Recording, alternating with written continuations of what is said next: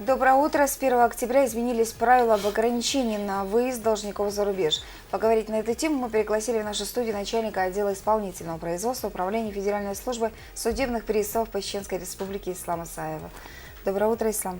Расскажите о новом, так сказать, изменении в законодательстве в данном направлении. Да, действительно, 26 июля 2017 года президентом Российской Федерации подписан федеральный закон номер 190 о внесении изменений в федеральный закон об исполнительном производстве, а именно статья 65 и 67.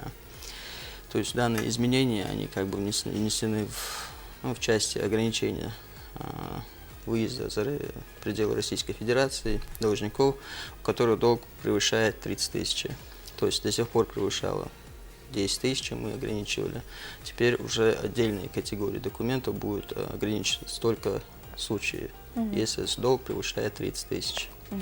А для какой именно категории должников неизменной остается сумма долга свыше 10 тысяч рублей при вынесении запрета на выезд из страны? Ну, это уже как бы категория первоочередная. Это алименты на содержание детей, возмещение вреда по случаю смерти кормильца, возмещение ущерба, морального вреда, совершенного преступлением. Это 3-4 категории, где порог ограничения остался те же 10 тысяч. Но опять же, в тех изменениях, где 30 тысяч, там есть исключение. То есть, если должник в случае 2 месяцев, если не погашает задолженность со дня окончания добровольного срока, то опять же там же порог снижается до 10 тысяч. А вот много случаев, когда даже после погашения долга у должника срывалась загранпоездка, так как снятие запрета занимает около 2 недель. Есть ли изменения в сроках отмены ограничения? Ну, там в данной части тоже как бы есть изменения. То есть сейчас уже наши судебные приставы, исполнители при директоре Российской Федерации, есть такие исполнители, они уже в случае получения информации, то есть погашение задолженности должником через ГИС ГМП, это государственная информационная система государственных и муниципальных платежей. Вот, если туда поступает информация о погашении задолженности, то уже судебный пристав исполнитель при директоре может снять ограничения и незамедлительно направляется в электронном виде в погранслужбу. А много ли на данный момент в производстве управления находится производство взимания долга, и много ли должников находится под запретом на выезд из страны? Ну, на сегодняшний день у нас, если я не ошибаюсь, там 159 тысяч должников на сегодняшний день. Это при том, что за 9 месяцев этого года мы уже окончили около 200 тысяч производств. В остатке у нас 159 тысяч должников.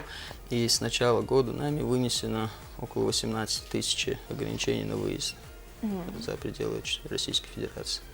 Ну и вопрос, наверное, который волнует многих наших телезрителей. Что нужно сделать, как подстраховаться, чтобы не оказаться в списках невыездных? Ну, тут в первую очередь надо погасить задолженность. Да, с лучшим случаем это погасить задолженность, добровольный срок, это 5 дней. Ну, также есть все удобства, то есть в любом поисковике можно набрать ФССП по Чеченской Республике, там есть, сразу высветится наш сайт.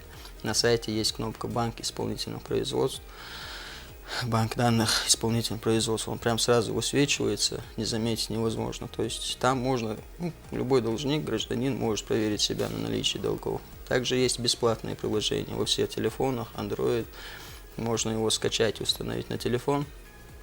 Много памяти не занимает. То же самое в онлайн-режиме можно себя проверить. Естественно, если в базе он проходит как должник, лучше всего обратиться, прежде чем планировать куда-то выехать, обратиться к нам и установить, что к чему, решить вопрос. Спасибо за интересную беседу. Желаю вам хорошего дня. Спасибо. Ну а мы продолжаем. Далее рекламная пауза. Оставайтесь с нами, не переключайтесь.